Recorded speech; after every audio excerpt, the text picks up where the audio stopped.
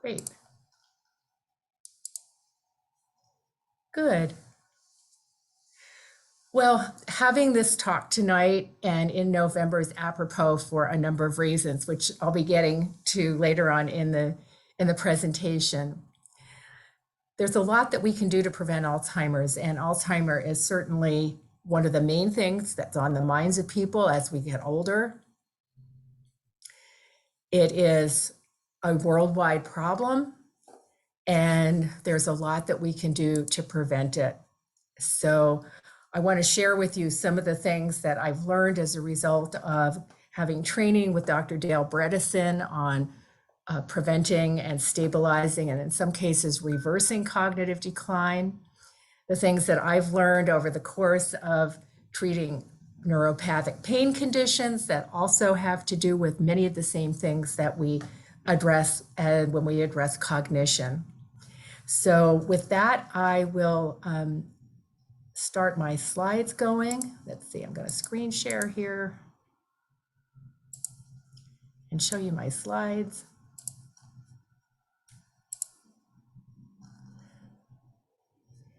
Like I said, this is Alzheimer's Awareness Month in November, and so we thought it would be good to take the opportunity to talk about Alzheimer's and Alzheimer's prevention. Most of you, I saw who entered, and most of you know who I am and what I do, but for anybody who's new, I just want to talk to you a little bit about what restorative and functional medicine is, because it's really a different approach, and I think it's getting more widespread. More doctors who practice conventional medicine are getting aware of it. Some people are even interested in open to doing things differently, more like what we do. So it's a pioneering field. It's only really come around. Some parts of it are quite old and are based in things like traditional Chinese medicine and thousands-year-old medical systems and health systems, but a lot of it is new within the last 20, 30 years. It's scientifically based. We try as much as possible to implement treatments that have scientific studies to back them up. Since a lot we're dealing with natural products and there are not billions of dollars behind it for development and testing, a lot of times there aren't large studies. And so we use basic science and we use the studies that we have available. The approach includes lifestyle medicine, lifestyle changes, and natural solutions. And I'm not opposed to using pharmaceuticals, but a lot of times pharmaceuticals either don't work as well or have a lot of side effects. So we try to use the best thing for the situation with the least side effects. Functional medicine also looks at the whole person. So when we're talking about cognition, we can't just be talking about what happens from the neck up. Alzheimer's and cognitive decline is a body-wide illness. There are many things in the rest of your body that contribute to what's going on in your brain. So functional medicine really unites the different parts of our body, the different systems in our body. So we don't have somebody who just looks at the brain and somebody who just looks at the gut, although there are specialists in those areas. We're always learning more and more about the connections between the different organ systems. We're always trying to find the root cause of things. When I went to medical school, nobody talked about what caused disease for the most part. It just seemed like disease just happened to people. Like nobody talked about why.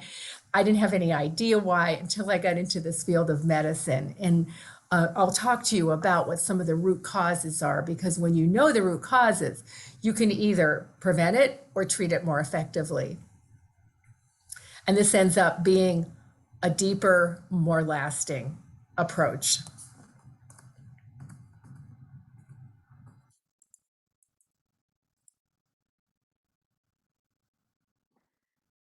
We also look at a lot of different things. So conventional medicine, a lot is looking at genetics now. It didn't always, because how we process what comes into our bodies, the physiologic and chemical steps that take place in our bodies significantly are governed by our genetics. What we know is that probably 20% of what goes on is genetic, but 80%, which is the bulk of it, is everything else that happens. All of the lifestyle factors, the environmental factors, the stress factors.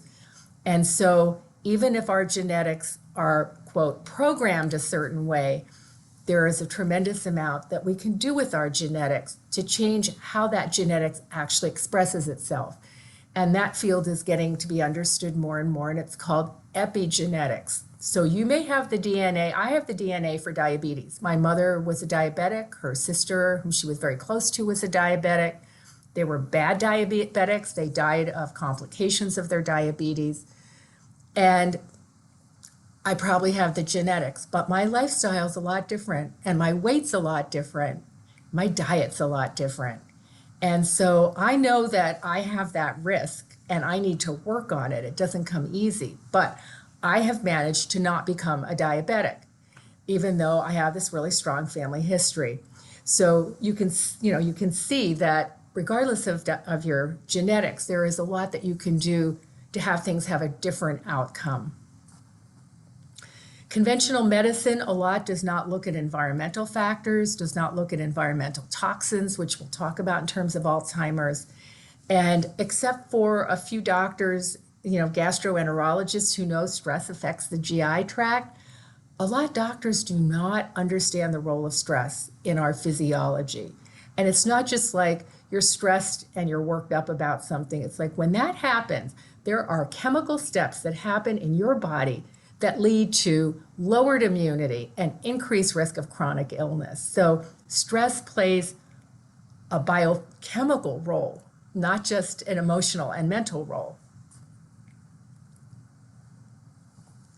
So when I first got into functional medicine, I called it anti-aging medicine. It was 14 years ago. I was mainly working with perimenopausal and menopausal women who were having problems with hormone decline. And so the things that were the most common issues that women came to me with were fatigue, emotional changes of perimenopause and menopause, low libido, weight problems. And then as things progressed, women said, my husband's got a problem, like who can he see? And so we've started taking men at the Sklar Center. We've had men as patients for many years now. And then I realized I couldn't help everybody just by balancing their hormones. There were other things that needed to be attended to. Gastrointestinal issues, autoimmune disorders, and we have patients with very complex and puzzling chronic illnesses due to Lyme, mold exposures, multiple viral reactivations, heavy metals exposure and toxicity. So things got a lot more complicated as the years went on, and I've been on a path to learning as much as I can. And in 2015, I met Dr. Dale Bredesen at a conference and had read his really landmark paper on, I think it was 10 patients, 9 of whom he reversed or stabilized their cognitive decline, and pestered him until I got into his first training session, which was in Northern California. So this is how we like to look at things in functional medicine. When you see a tree growing, you see the trunk, the branches, and the leaves. So those are the things that are obvious. And in medicine, those are the things that are obvious. Cancer, autoimmune disorders, diabetes, thyroid problems, depression, and Alzheimer's. But what is underlying that? What's underground? What's at the root? And these are all the things, not all of them, but many of them that we end up looking at when we're trying to figure out why somebody's not functioning optimally. So we know that inflammation, which you can think of as a fire burning inside your body, causes a lot of chronic illness. So inflammation and the chemicals that get released due to inflammation are damaging to lots of parts of our bodies, our brain included. We're all aware of it in terms of joint inflammation. We get joint pain if our joints are inflamed. If we're having digestive problems, chances are our gut is inflamed. Hormone imbalances are at the root of why a lot of people don't feel good.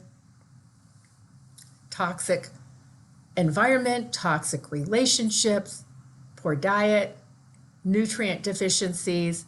These are all things that can be the root cause of chronic illnesses. And we look at all of them when we're addressing somebody with cognition problems. And the conventional view of Alzheimer's, and we've seen this when we request patients' medical records. First of all, it's difficult to admit that you're having a cognitive problem, that you don't remember things, that you're embarrassed because you're forgetting things. Your brain's not working right, not processing properly. So the first thing that happens is people delay seeking help because they don't want to believe it's happening. They don't want to acknowledge it's happening. They hope it'll go away.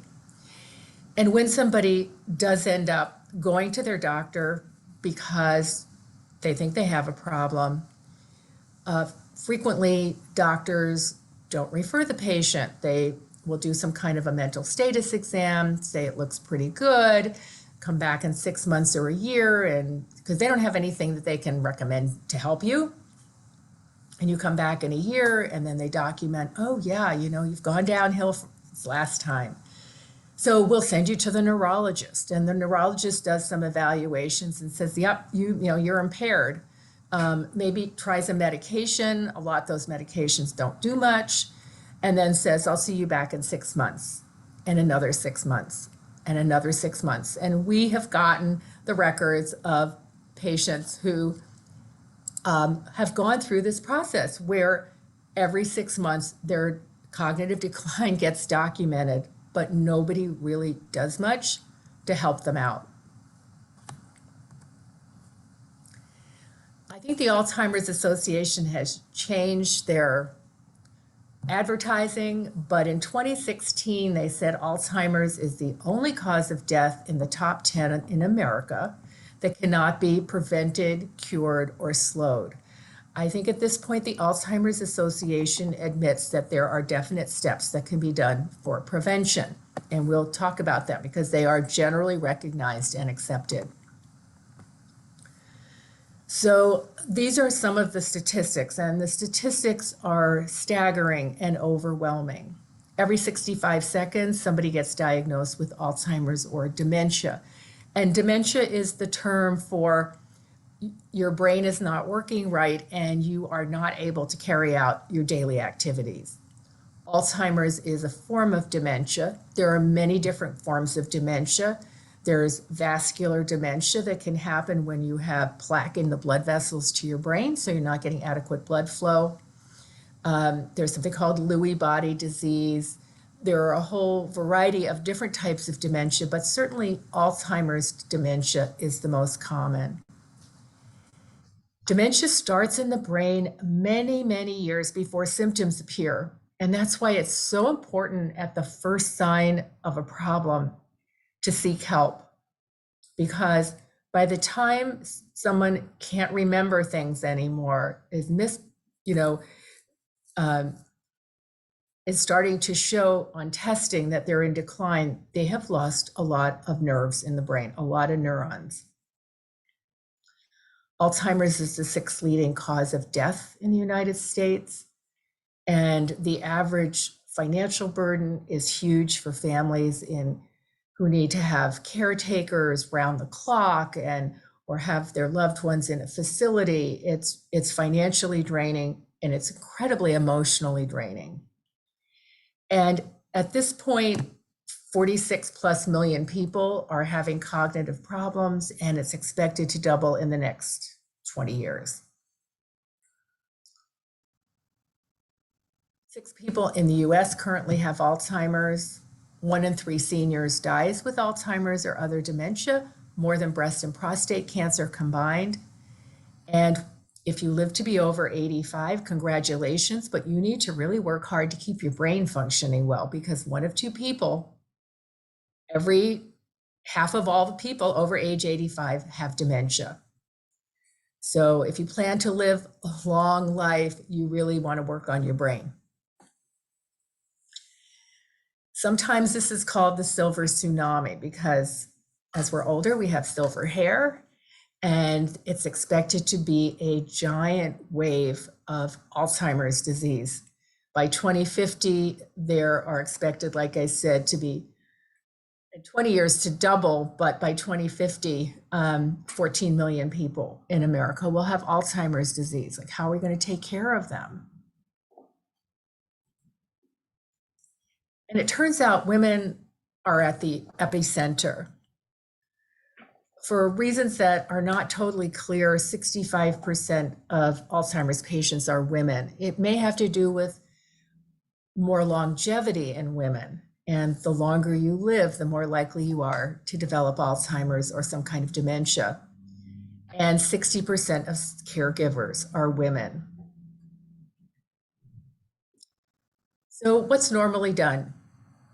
You go in, you say your brain's not working like it used to, and the doctor says, prove it to me, and they give you a test, and maybe you don't do so good on the test. And then they say, well, we're going to give you a prescription. And over the last, I don't know how many years, 20, 30 years, there have been 246 drugs tested, 6 approved. 1 showed some benefit, although it was marginal benefit. Most recently, a drug called Aduhelm has been approved by the Food and Drug Administration. And you may have read something about this. There was a committee of neurologists who did not pass on this drug because they thought it was not effective. But the FDA approved it anyway. And there are a few problems with this drug.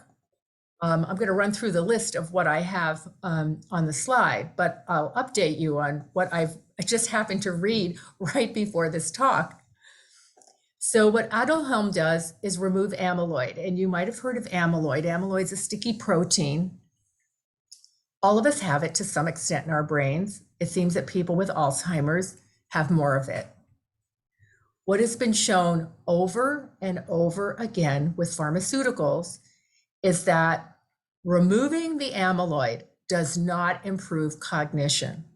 And for some reason, the pharmaceutical companies don't seem to understand that.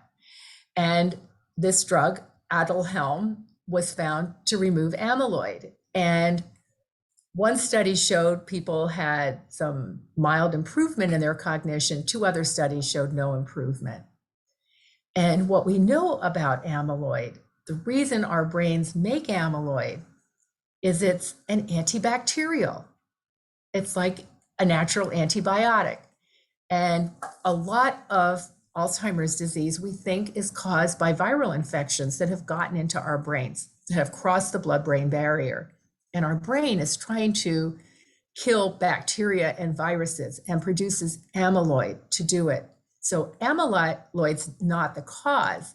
Amyloid is a result of our bodies trying to fight an infection in our brain. Aduhelm was only effective in the very early stages of cognitive decline. The studies had mixed results. So 1 study showed some benefit, 2 studies showed no benefits. Did not seem to slow the progression of decline. And what we do know is Alzheimer's seemed to have this inexorable march toward decline and getting worse. It has some very significant side effects in 40% of the people that use it. Brain swelling and inflammation, which can be serious and require hospitalization, and bleeding into the brain. Not minor. It's given as a monthly infusion, and it's priced at $56,000 per infusion. And what's happened, and I've got a typo here, it should say will cause everyone's Medicare rates to increase. There was a report in the LA Times that Medicare Part B is going to have a 15% increase starting next year. Half of that increase, or 7.5%, was directly linked with this medication and the anticipated widespread use of it. What's since happened, and what I read right before our talk, is that there were phase 3 trials, which is the last stage of testing a medication for effectiveness, before it goes to market. And the two drug companies that were holding the phase 3 trials just abandoned them for what's called futility, meaning the drug is futile. It's not doing anything. So the drug company stock just plummeted. Some other company is coming in with another similar drug to see if they can like snow all the FDA and everybody into approving that one. And so that's the status of pharmaceuticals and Alzheimer's. I'm going to show you some things that really do prevent Alzheimer's disease that need to be part of public health efforts. So the billions of dollars that drug companies are putting into drug development really need to be directed elsewhere. So our approach to Alzheimer's and any cognitive decline is, again, to look at root cause analysis. Does someone have heavy metal toxicity? We had a patient with very high mercury. It had caused a lot of cardiovascular disease and cognition problems. And we were able to treat him for his mercury toxicity and as well as doing other things and improve cognition. There are genetic factors. So there are genes that predispose people to Alzheimer's disease, the ApoE4 gene. And people who have one copy of it, who along with the one ApoE4 gene have ApoE3 or ApoE2, are probably at about 15% increased risk of Alzheimer's. Some people have ApoE4, 2 copies of it, which really can significantly increase risk of Alzheimer's. For those people, and increased risk of cardiovascular disease. Those are the people that really need to work on lifestyle, hormone optimization, elimination of toxins, everything they can do to optimize their brain function and remove all possible things that can impair it. We have biochemical individuality, so which is partly determined by our genetics, how we process things. How much B vitamins do we need? How well do we detoxify hormones, toxins, and other things? Lifestyle factors that we'll get into. Environmental factors we'll also get into. And like I said, the role of stress. So the same things that we do throughout functional medicine for anything that somebody comes to us about, we also do in our approach to Alzheimer's. So a new view of Alzheimer's is that it's definitely preventable. It can be stabilized, and we have had a number of patients who have remained stable and not declined at least, and possibly reversible. Some doctors working in this field have actually been able to significantly reverse cognitive decline, and we did in one patient who had significant mercury toxicity. Like I mentioned about amyloid, it's a protective response to bacteria and viruses. So no point trying to get rid of it. That doesn't make people better. Also, we know that Alzheimer's is caused by, among other things, metabolic and toxic damage. What does that mean? Blood sugar. You don't have to be a diabetic, but if your blood sugar is higher than it should be, you are putting your brain at risk. Toxic damage comes in many, many forms, from biotoxins like mold to inorganic toxins like metals, to air pollution, which increases Alzheimer's. And like I said, the main thing is to address things as early as possible. And like I said before, it's not a brain problem, it's a whole body problem. So I mentioned public health initiatives. If we took the billions of dollars that were put into Alzheimer's drug development and put it into the things that I've listed here that could prevent 50% of Alzheimer's, what a win that would be. So people with higher education have less Alzheimer's. They have what's called greater cognitive reserve. It's like you've got more money in the bank. So if you start to lose a few pennies, you still got a lot of money to work with. The same thing happens with brain power. So a good education, higher education, lifelong learning, all of that's really important. Smoking, I would say for the most part, there have been great public health efforts against smoking. So smoking, except in a few pockets here and there in the US, is a lot. People know that it's something they should not do, that it's not good for them, and it causes lung cancer, causes Alzheimer's as well. Physical inactivity, not moving your body, not exercising is a risk factor, and we'll talk about why later. Obesity is a risk factor. The more body fat you have, the smaller your brain. So it increases your risk of cognitive decline because of brain shrinkage. High blood pressure because of increased risk of plaque and arterial disease, so you're not getting the oxygen and blood flow to your brain that it needs. Diabetes, like I mentioned, sugar is toxic to your brain. So even if you're not a diabetic, you're a pre-diabetic, and you have many times during the day when your blood sugar is higher than it should be, that excess sugar will attack the nerves and the neurons in your brain and damage them. And the other thing we know is that depression seems to be associated with Alzheimer's. And I'll show you later a little map of the brain and how the memory center of the brain is very close to the emotional center of the brain. So we don't know if it's cause and effect, does depression cause Alzheimer's, but it seems like when one part of the brain that carries memory, which is very close to the emotional part of the brain, if nerves start getting damaged, they may very well get damaged in both parts at the same time. So everybody wants to know, like, when should I get worried? Like, I forgot where I put my keys. Like, should I start getting worried now?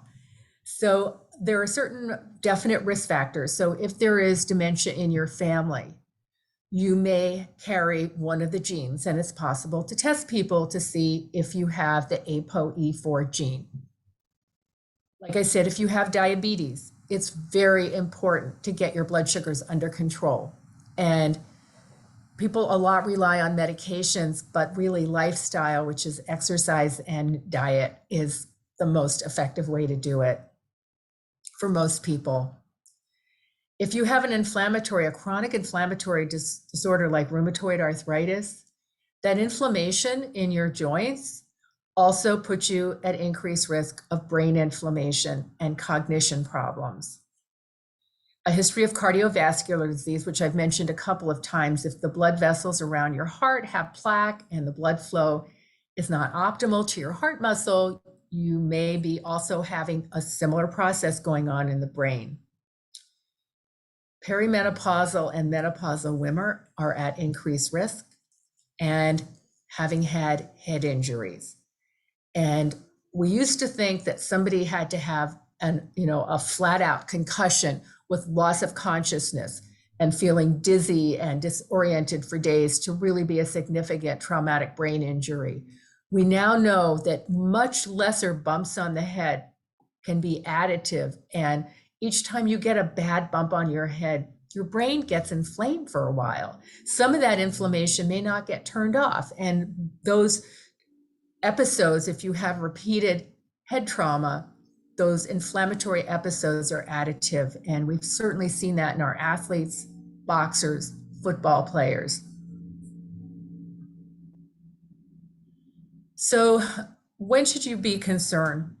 If you have brain fog, it doesn't mean you're getting Alzheimer's, but it can indicate that your brain is inflamed. And we see lots of people who with the perimenopause transition start having brain fog, where it just feels like you're slogging through molasses, like you're not quick and sharp and to the point. And so inflammation is a contributor to Alzheimer's. Just because you have brain fog doesn't mean you have Alzheimer's. But one of the things that we know with menopause is we lose estrogen. And estrogen, along with some of our other hormones, keep down the inflammatory chemicals. And since COVID, everybody knows what cytokines are. Before COVID, if I had said cytokines, you wouldn't have known what I was talking about. But now you know cytokines are inflammatory chemicals. And in COVID, they get very active in the lungs and cause the lung problems, the severe lung problems. Well, cytokines are all over our bodies, and cytokines also are in the brain and can contribute to brain fog. If you find that you are more forgetful, some people have attention disorders. I always joke about my husband. I met him when I was 24, and he never could remember where he put his keys, his wallet, and his glasses. So he finally actually got better over the years because he figured out a system. So he knew where he'd put those things. So some people have attention issues, but if you're not one of those people and you're now starting to misplace things frequently, that can be a warning sign. Memory lapses in the middle of a sentence. I think we've all gone, now where was I? But the question is that happening a lot? Forgetting where you park your car. Again, it can be an attention issue. Did you pay attention to what floor or did you just drive around and around and around up the different levels of the parking structure until you saw a space and then walked into the mall and didn't really pay attention to what floor you were on? If it takes longer to learn new things. And if you find you have brain fatigue while you're concentrating, like trying to read a book, follow a movie, or follow a plot on TV, that can be a sign of brain inflammation and cognitive difficulties. People who have a high state of inflammation in their 20s, rather 30s, 40s, and 50s are at increased risk of Alzheimer's, regardless of what the cause of that inflammation is. I would say the main point I want to get across is doctors should not be telling people you're too young to worry. We've seen cognitive problems in people starting in their 50s, even earlier sometimes. Don't write it off to stress. Don't write it off to age or a senior moment. If you're having problems, at least get evaluated. Then you can find out, is your brain working okay, or do you need to do something about it? Here is a picture that I was talking about, the emotional part of the brain and the memory part of the brain. So the amygdala, which is down here at the bottom, I don't know if you can see my little arrow. This is the fear and emotional center of the brain. It's inside the brain, not on the outside. All of this is the outside, which registers like where our arms and legs are, and if we're having pain on one side of our body or the other.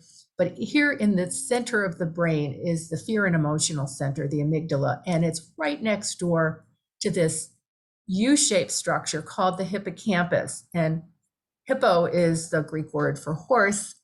Somebody thought this looked like a seahorse, and so they named the structure the hippocampus. But you can see why, if there is something causing nerve degeneration in this area, it very likely could affect the memory center as well as the emotional center. Here's what happens to somebody's brain when they have severe Alzheimer's. There is severe shrinkage. You literally lose tissue, you lose nerves, they degenerate and they die. And then your brain can't function or can't function well. So we have this wheel of activity of things that need to be addressed to keep your brain healthy.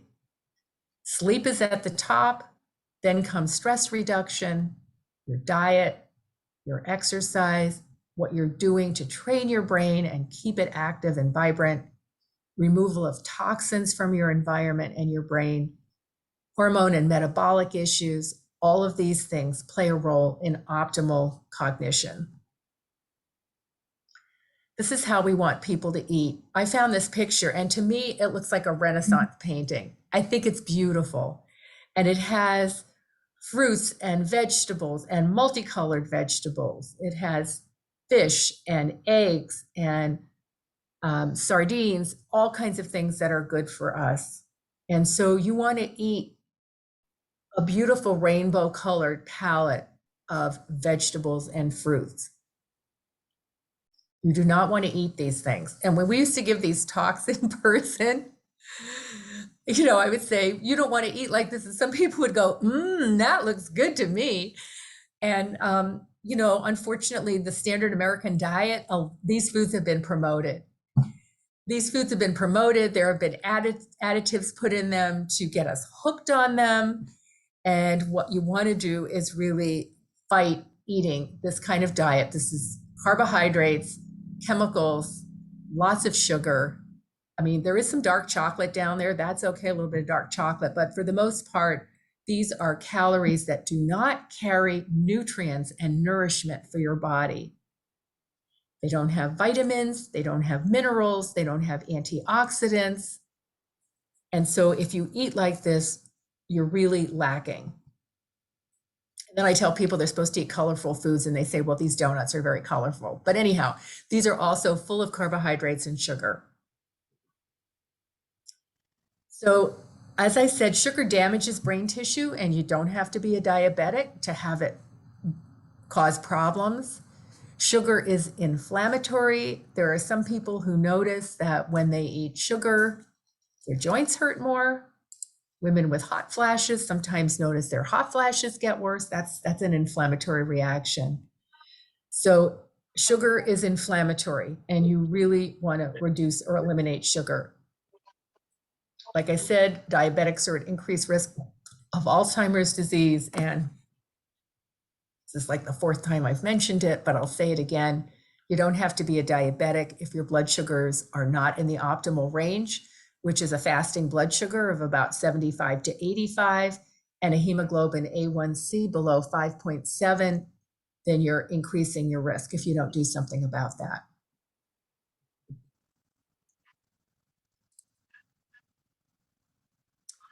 Healthy fats are important, and we a lot encourage people to get their fats from vegetable sources. Grass-fed beef and dairy are okay because there are a lot of omega-3s in those saturated fats, but there's a lot that you can get from avocados, avocado oil, nuts, seeds, coconut, olives, and olive oil. Your brain needs fat to function optimally. 2/3 of your brain is made of fat. And like I said before, lots and lots of vegetables, a beautiful colored array like this. Other things you can do.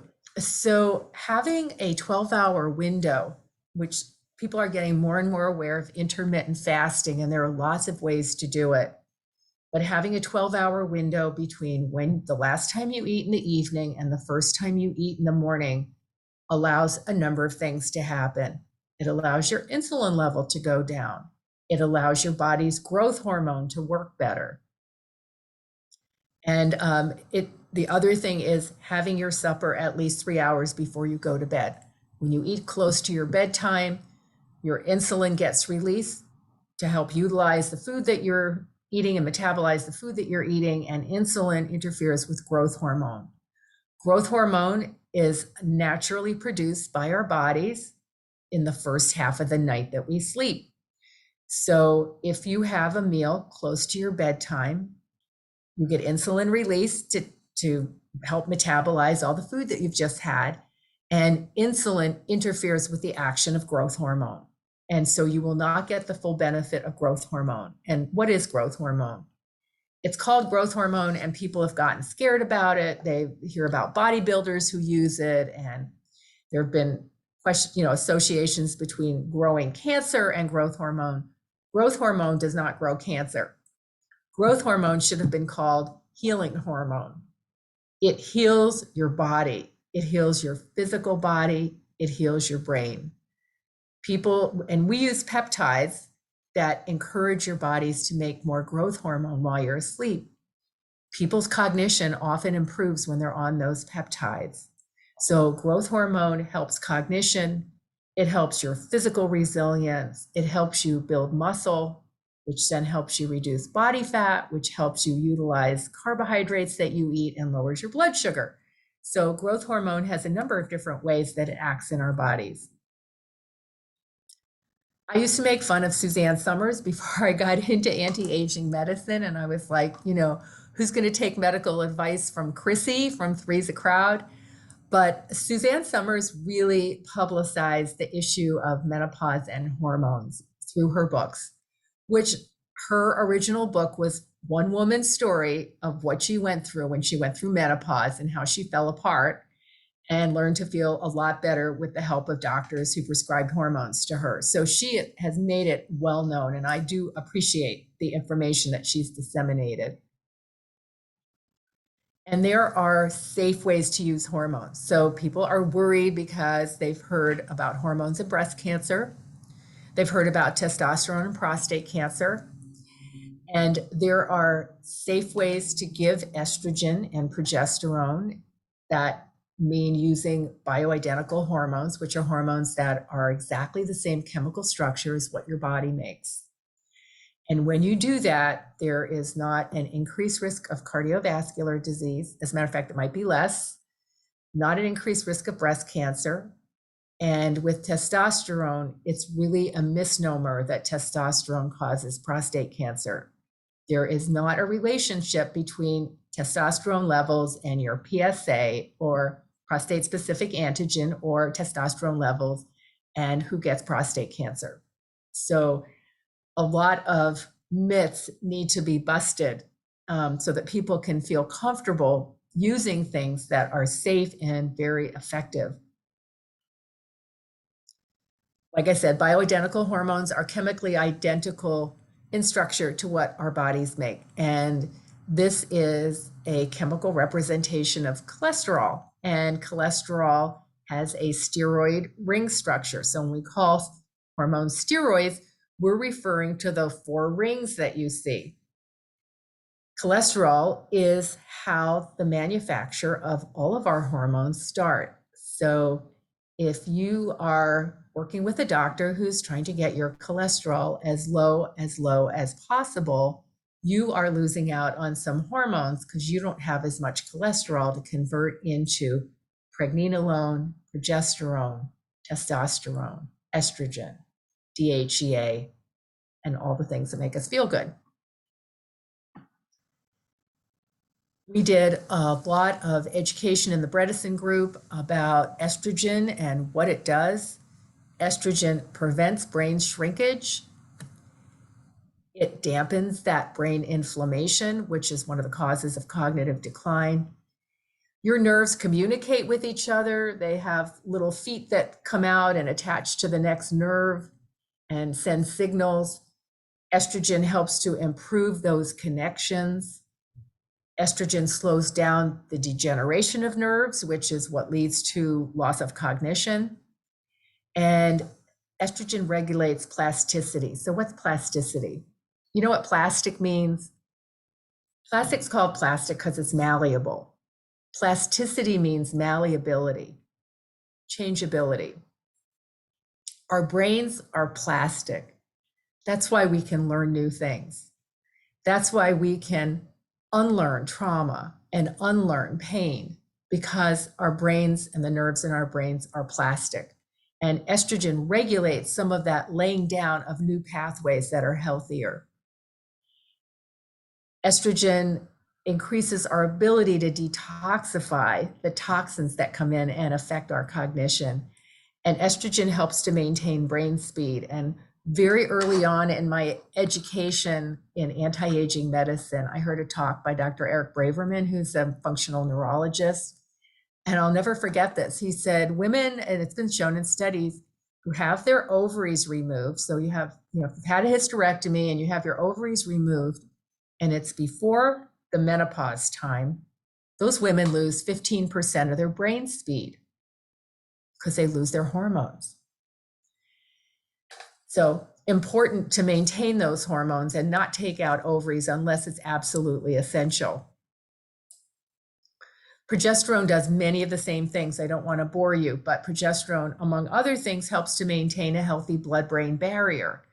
This can be a porous, sometimes it's not a barrier, it becomes porous and allows viruses, bacteria, and toxins to get into your brain. So maintaining a healthy blood-brain barrier is one of the hedges against cognitive decline. How do you do that? The gut-brain connection is a really strong one. And if you're having gastrointestinal problems, whether it's irritable bowel syndrome, inflammatory bowel disease like Crohn's or colitis. If your gut is inflamed, the chances are your brain is inflamed. If your gut barrier connections are not functioning well, which is one of the things that happens in these disorders, chances are your blood-brain barrier is not functioning well. And as far as men go, in terms of testosterone, low testosterone has been correlated with increased risk of Alzheimer's. And by the same token, giving testosterone enhances memory in men. And it's thought possibly to be one of the reasons that testosterone enhances memory for men is men as well as women convert some testosterone into estrogen.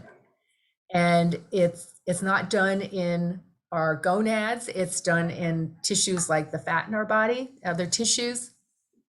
Testosterone converts to estrogen. So some of testosterone's effects for men is probably due to the estrogen that gets produced in low amounts. So the earlier you act, the greater your chance of maintaining a healthy brain and preventing Alzheimer's in the first place. And what does that look like in terms of lifestyle? It means getting regular exercise. And why is exercise important? Exercise stimulates it does a lot of things. It regulates blood sugar and helps with toxin elimination through sweating and a whole variety of other things. But the main point of this slide is to show you that exercise stimulates the release of this very important chemical called brain-derived neurotrophic factor. And trophic means grow. And so this is like miracle grow for your brain. Everything that you can do to help raise your BDNF levels will help your brain. So exercise is probably the best way to raise BDNF. And it strengthens the connections between neurons and keeps your brain healthy. Now, there's something called the Alzheimer's model of Alzheimer's disease. They give mice a chemical that causes brain degeneration in a similar way that Alzheimer's does in humans. And they then can test the mice. And so they found that exercise actually grew new brain cells and cleaned out debris from the brain so that new cells can grow. And what's the best exercise for brain health? Probably aerobic exercise, but really anything that you will do regularly is so much better than not doing anything, even walking. Aerobic exercise has been shown to increase BDNF, increase brain volume, and increase cognition. So you want to focus on getting your heart rate elevated. High intensity interval training is one way to do that, where you do a really all out push to get your heart rate up for 10, 20, 30 seconds a minute. And then you back off and do a recovery. And then you do that again. You do that multiple times. You can increase your heart rate if you do strength training on circuits, if you keep going at a steady pace. If you're walking, you can try to find hills to walk up. It's a little hard in Southern California, but we have Signal Hill is a good hill. And walking up hills will increase the intensity of your walking. And you want to focus on challenging your body and trying new things because that is good for your brain also. So change it up. And this is one of my favorite things. This is an amazing breakthrough. Scientists have discovered a revolutionary new treatment that makes you live longer. It enhances your memory and makes you more creative. It makes you look more attractive.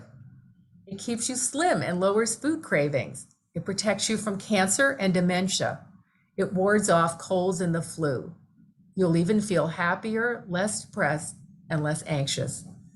Are you interested? This is from a book called Why We Sleep by Matthew Walker. It's one of my favorite books of all time. Sleep will do all of those things for you.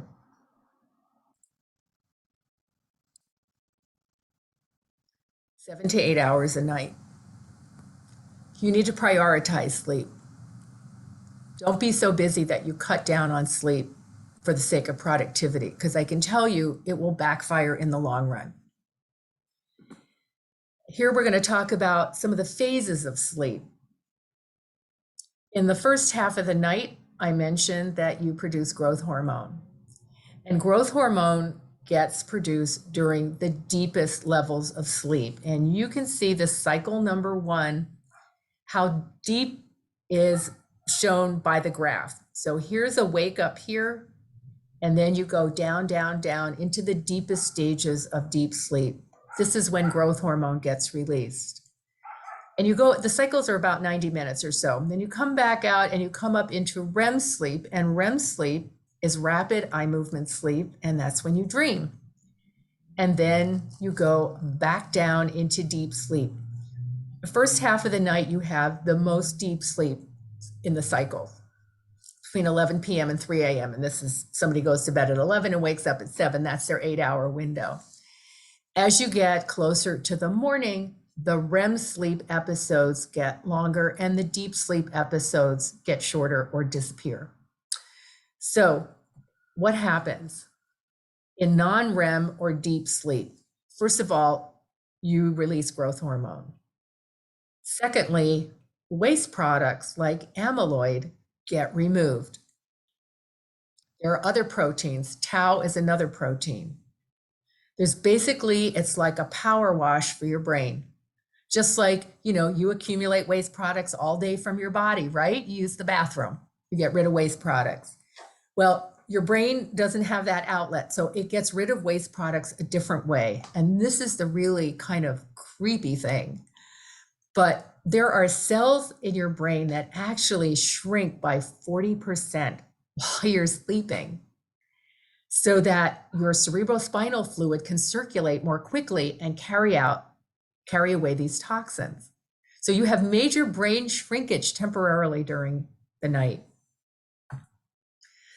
So this is non-REM sleep, or the deepest layers of sleep. And during this time, memories get filed away in long-term storage. I think this is an error, the memories part. Forget that. Memories get stored in REM sleep. So REM sleep happens more the second part of the night. And there's another creepy thing that goes on with REM sleep, which is that your body is paralyzed. You are paralyzed from the neck down in REM sleep. Your muscles are totally relaxed. There are sleep disorders called REM behavior disorders where people are not paralyzed from the neck down and actually act out their dreams and can get up and literally attack their bed partners. So it ends up being a dangerous condition potentially. They can hurt themselves also. This is the time of dreaming. Your eyes move, so it's called rapid eye movement sleep. And it's when memory consolidation happens. And so I must say, this slide is also wrong. I got things switched up. Growth hormone is the other slide, and memory consolidation's on this slide, and I'm sorry. I just realized that while presenting this, and I've given this talk a number of times. So how do you get enough sleep for optimal cognition? You want melatonin. If you're on your computer late at night, if you're watching TV late at night, if you're on your phone with the blue light, you are going to suppress your natural melatonin, which is your go to sleep hormone. So turning off electronics an hour or two before you want to be asleep, or at least wearing blue blocking glasses, and they end up being kind of yellowy orange and they block out those blue rays.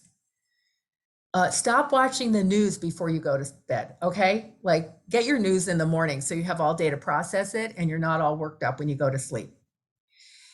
Keep your bedroom for sleep and sex only. Now, this is hard during the pandemic because a lot of people are working out of their bedrooms, but in general, try not to eat and do a whole variety of other things, because it helps to train your body to know that when I get here, it's time to go to sleep. Meditation has been shown in scientific studies over and over and over again to improve sleep. So if you're having problems with sleep, that should be your number one go-to thing to try. The other thing that can be really helpful is Epsom salts in a bath. And why is that? So Epsom salts are magnesium salts, and magnesium is really brain calming, and it gets absorbed through your skin.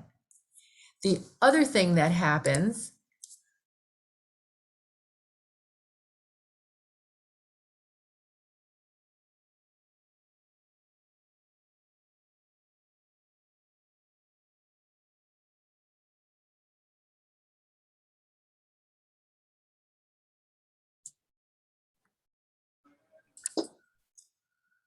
okay, was I muted for a long time?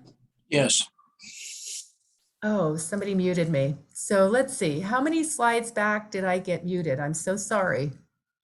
Just on this slide, and it looked like maybe one paragraph worth of what you were speaking. It wasn't that. Okay, great. All right, well, let me go back because I just saw when we try to mute somebody who enters, everybody gets muted, including me. I just saw that. So It's let's right go back. when you were talking about no news shows before bed. Watch your Oh, news oh, in the great. morning, Okay, so it and wasn't for too whatever long. it was. Right, okay. So you want to train your brain. Your brain's very trainable.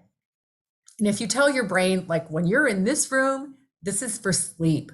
So that's why you want to keep your bedrooms for sleep and sex only. And what I was saying is it's gotten a bit confusing during the pandemic when people have their home offices in their bedrooms and are, trying to juggle a variety of things. So, but as much as possible, try to limit the time in your bedroom to sleep and sex, because that does help to train your brain that when you're in here, it's Betty bye. It's kind of like training a toddler when it's time to go to sleep. Meditating has been shown in many, many studies to be effective for helping sleep and helping insomnia. And really, it should be the first go-to thing if you're having trouble sleeping. Epsom salt baths can be very helpful. They are magnesium salts, and they get absorbed through your skin when you're in the bath. And magnesium is very brain calming. We have lots of people use magnesium at bedtime to help their sleep. It's non-sedating, but it tells your brain to calm down. The other thing that happens with an Epsom salt bath is you take a super hot bath, not super hot, but just nice and hot. And when you get out, your body cools down. And that is another signal to your body that it's time to sleep. That's why it's important to keep your room nice and cool. That's a signal to sleep. The other thing is if you're having difficulty with insomnia, it's really important to get evaluated for sleep oxygenation problems, because those for sure will kill your cognition, kill your mood, cause diabetes, cause weight gain, cause cardiovascular disease, cause hypertension. So we have a fairly low threshold at the Sklar Center for referring people for sleep studies. One statistics I know, and I don't know if it's true for women or not, but for men, if you snore, there's a 70% chance that you have an oxygenation problem during sleep. And if you witness your partner not just snoring, but waking up with a cough or a choking sound, they probably have had an apneic episode and their oxygen levels went so low that it finally brought them out of sleep with kind of like a start and a cough. So if you're witnessing that in your bed partner, they need a sleep study. Oxygenation during sleep is critical to good brain function. What about toxins? Air pollution increases Alzheimer's risk. And now there are these ultrafine particles in the air. They not only get into our bodies, they get intracellular, they get inside our cells, and they are very brain damaging. So we have a problem in Southern California. Most of us live near freeways and there's lots of pollution. And I live down at the ocean near the Port of Long Beach. You know what's happening there? All those cargo container ships that are sitting out there, there's like 200 ships waiting to bring your products to you. When they're out at sea, They all have their diesel fuel engines on, and diesel fuel is about the dirtiest burning fuel there is. So we have had day after day of unsafe air quality levels. So what can you do? Use air filters in your bedroom. You know, you spend a third of your life sleeping, or you should. Use an air filter in your bedroom. And I'm really recommending air filters everywhere you spend a lot of time because of the amount of pollution that there is. Unless you live out in the country somewhere where there's nice fresh air, and lucky you. What about infections? So there are a number of infections that have been associated with Alzheimer's disease. Like I said, many of them cross the blood-brain barrier, which is supposed to be impervious, but if it's not healthy, it has holes in it and things can cross over. Antibodies. So if you have an infection of some kind, your body creates an immune response. That immune response are called antibodies. There are little fighting soldiers. However, those fighting soldiers sometimes cross-react with brain tissue and will attack our own brain tissue. Periodontal disease, gum disease, is a big risk factor for Alzheimer's. And there have been the same bacteria that's in your gums found in your brain. Somehow it gets up there. Herpes infections, Epstein-Barr, which causes mononucleosis, CMV is cytomegalovirus. These are all common viral infections. We all get exposed to them. Many of us have gotten these infections, not in a full-blown way, but the viruses are in our bodies. And with age and the decline of our immune system, which doesn't have to be, but there are things we can do about it. But if your immune system is declining and you have viral infections in the background, they can start to become active and start doing damage. Lyme and Lyme co-infections like Babesia, Ehrlichia, Bartonella, all can get into the brain and cause dementia. Toxoplasmosis is carried by cats. And, you know, I was an obstetrician gynecologist for many years, and we used to worry about toxoplasmosis for pregnant women. It's carried by cats in the cat litter box, because if women get toxoplasmosis, it causes fetal abnormalities. It also causes cognitive problems. Chlamydia pneumonia is another common bacteria. It's been associated with cardiovascular disease, also with Alzheimer's. What about stomach ulcers? You know, for a long time, it was thought that stomach ulcers were caused by stress. And then somebody made the great discovery that it's caused by a bacteria called Helicobacter pylori, or H. pylori. That bacteria can end up in your brain. Syphilis, of course, has been known for millennia causing, dementia. That is very well known. And even in our modern era, people should still get checked for syphilis. It's not common, but you really wouldn't want to miss that as a cause of cognitive decline because it's treatable. And what we're seeing more and more is mold and mold toxicity, mold from water intrusions in people's, either their house, their place of work, or even in their cars. And mold, when it grows, mold likes to have its own little territory. It doesn't want other molds encroaching. So it produces toxins called mycotoxins. They're volatile organic compounds. And when we humans get exposed to those mycotoxins, they get into our bodies and can be very difficult to get rid of. And those can cause cognition problems. Just a picture of mold, and yes, produces toxins that cause cognition problems. So signs that you might be living with mold. First of all, have you had water intrusions in your house? It takes about under 24 hours for a water intrusion to allow mold to start growing. So if you act on the water intrusion immediately, clean it up, open it up and let it dry out, maybe you won't have a mold problem. Most of us end up finding that we have a leak somewhere, we see a stain in the ceiling, and then find out the leak's been going on for a long time. And in the particle board that many of us have making up our walls are mold spores, and they start growing. So you might have a musty smell. You may have asthma symptoms and shortness of breath, which can happen with mold exposure, chronic cough, clearing your throat all the time.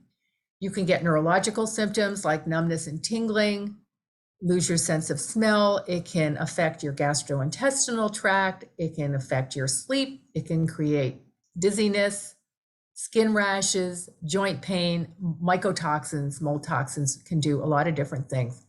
But most significantly, in view of what we're talking about tonight, can cause cognitive decline.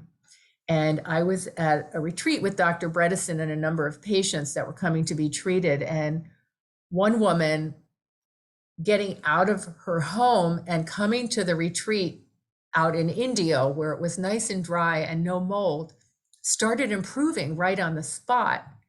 And she ended up not going back to her home until it could get fixed. I mean, she was gone for weeks or months because she realized when she was in a dry, non-moldy environment, her cognition improved.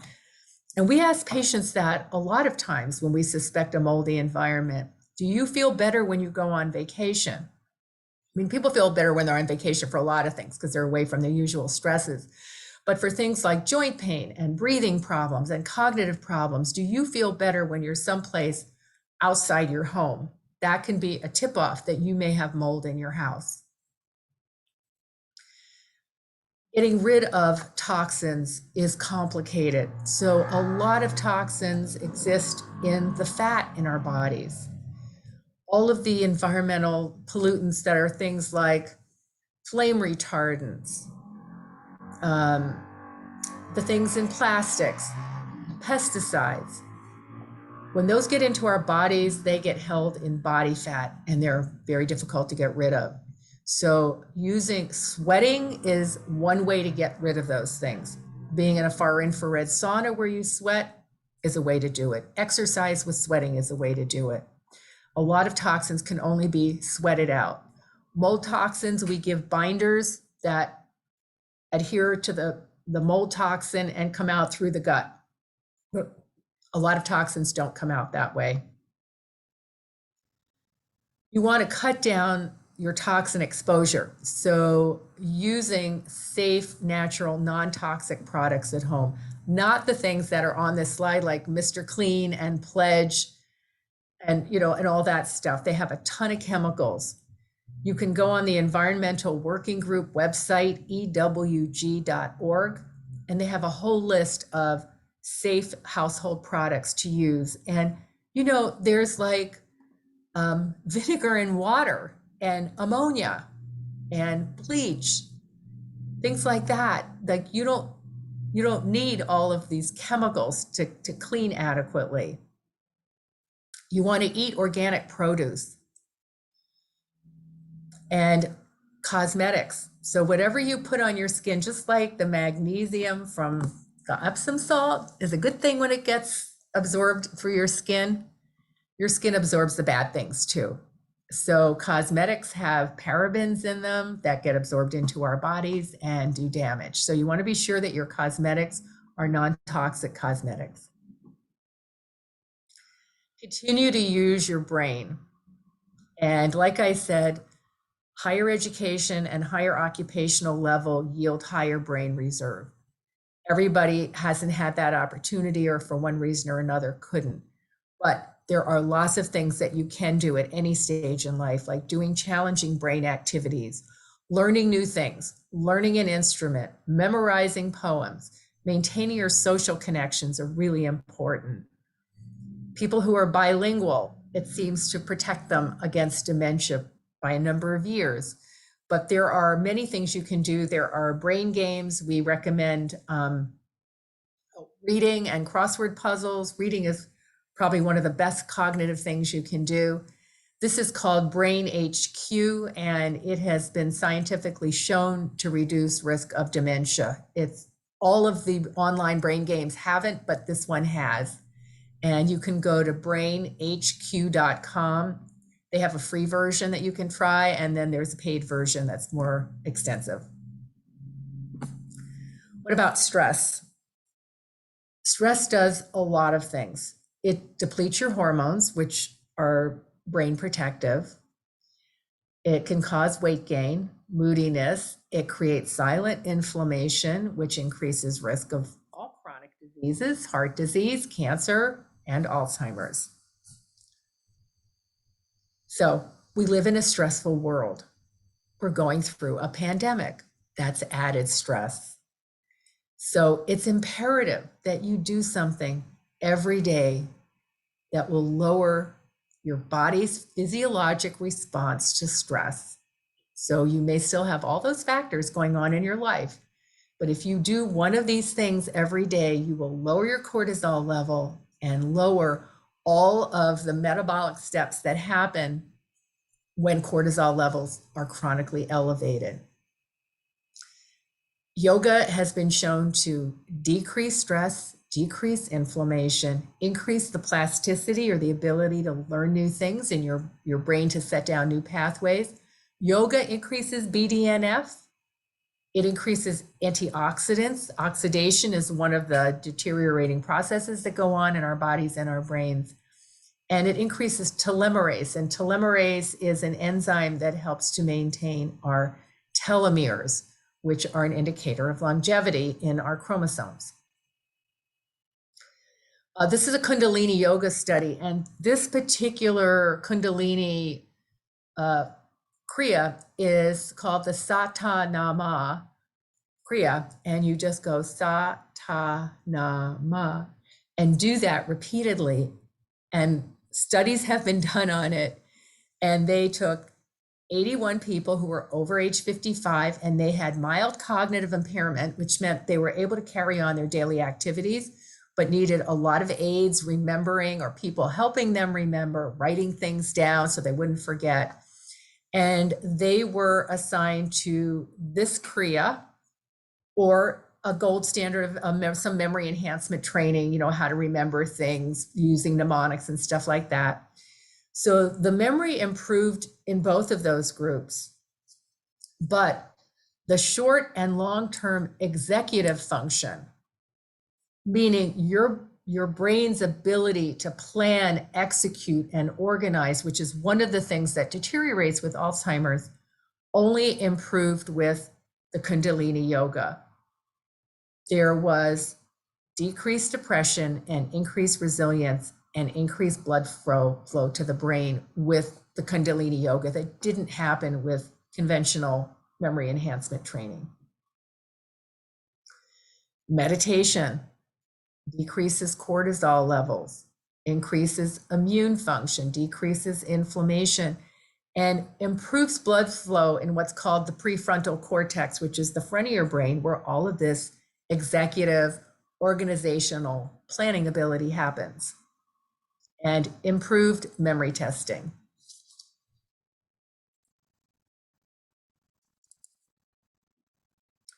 And then mindfulness-based stress reduction is another type of meditation. More stress in people's lives is correlated with increased mild cognitive impairment and Alzheimer's. And mindfulness-based stress reduction, you know, I showed you the shrunken brain with Alzheimer's. It actually decreased the shrinkage in the hippocampus, which is the memory part of the brain in the center of the brain. And it improved the connectivity between the front of the brain, which is the thinking and executive part, and the memory part, the hippocampus. And this was, they did 2 hours of weekly lessons for 8 weeks. So 2 hours a week for 8 weeks. And then you practiced at home for 30 minutes a day. And these people had brain changes that were impressive and reduced stress and an increased feeling of well-being.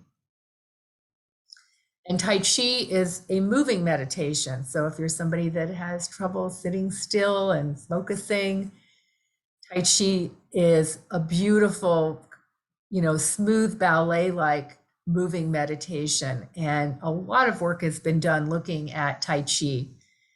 There is increase in brain volume, hippocampal volume, and again, the connection between the front of your brain and the memory part of your brain. So lots of ideas for what you can do to lower stress. Very important. So that's the end of the presentation, and I know there are some questions, so I'm happy to answer them. I did find out right again before this, one of the people in our Bredesen study group said that there is going to be an Alzheimer's summit next week. That's one of those free online summits. You can listen for free at the time it's being given, and then you can actually buy the summit if you want to listen later. And so if you request to get the slides from this presentation, it will have this link on it for the Alzheimer's Summit. And you could probably also Google Alzheimer's Summit, Robert Lufkin, Lufkin. And text us if you are interested in getting a copy of the slideshow. Text 562-280-2191 and we'll receive that. Give us your name, phone number, and email. Write info if you'd like a copy of the slideshow. We have an ebook called Boost Your Hormones, Boost Your Brain. And if you would like that, that's a free gift. You type in gift. If you would like to be on our email list and are not currently, put in list and contact us for a consult if you're interested in a consultation. And let's see, with that, I'm going to start looking at our questions. Let's see.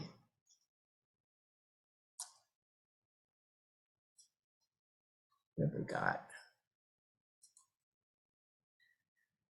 Oh, what I think of Ozempic. So somebody wants to know what I think of Ozempic, which is a blood sugar lowering medication as it relates to Alzheimer's. Yes, so definitely some people actually call Alzheimer's, there's diabetes type 1 that usually happens in childhood. That's an autoimmune disorder. There's diabetes type 2, which is generally a lifestyle, weight gain, poor diet, insulin resistance problem that happens in midlife. And some people have called Alzheimer's diabetes type 3 because what happens is you develop insulin resistance in the brain. And so many of the steps that we recommend to take, the 12-hour fast, the 3 hours between supper and when you go to bed, the exercise and building muscle are all to lower insulin resistance in your body, which also helps to lower it in the brain. Semaglutide is the generic name for Ozempic, and it is very effective at regulating blood sugar. It's expensive, but if you're able to get it, I think it's a great thing to use. I don't know that it's a substitute for diet and exercise as far as Alzheimer's goes, but I think it's certainly a really effective medication.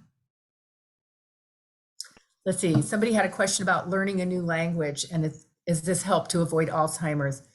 Definitely, you saw the slide on being bilingual, cutting down Alzheimer's, prolonging any dementia by 4.5 years. Anything new that you learn, whether it's a language or an instrument, a new game, a new sport, any of these things is good for keeping your brain going in a healthy way. A question about nootropics. So nootropics are supplements that help improve brain power. Somebody said, am I a proponent of nootropics or are they just snake oil? No, they're not snake oil. But what we found is if somebody has underlying problems like mold toxicity, hormone decline, inflammation, those things are not going to suddenly get their brains to start working well. So what you want to do is correct the underlying things, the underlying root causes that are keeping your brain from working optimally. And yes, nootropics can help your brain function better. It's not a solution to everybody with cognitive decline, like I said, because you've got to correct some of these other things. But I would say it's not just snake oil, and I think it's worth a try. Let's see. Oh, and then people said that we lost the audio. So has everybody asked their questions? Oop, what did I do? let's see, maybe we can. Is there anybody who wants to ask a question by unmuting themselves, or have we gotten through all the questions?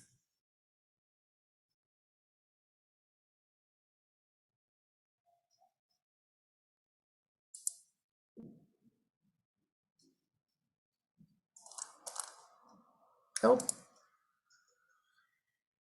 Well, again, let us know if you'd like a copy of the slideshow. The Alzheimer's Summit begins on Monday after Thanksgiving. If you'd like to get our free ebook, Boost Your Hormones, Boost Your Brain, we're happy to send it to you. And if you'd like to be on our email list, please contact us. And thank you for your attention. I know it was a long presentation, but I appreciate that you stayed on and stayed all the way through. And if you have questions later on, you can always get in touch with us. So thanks again. And thanks to Riley for being here late. I appreciate you being here and helping run things. So we will sign off and say goodbye to everybody. Take care. Hi, everyone.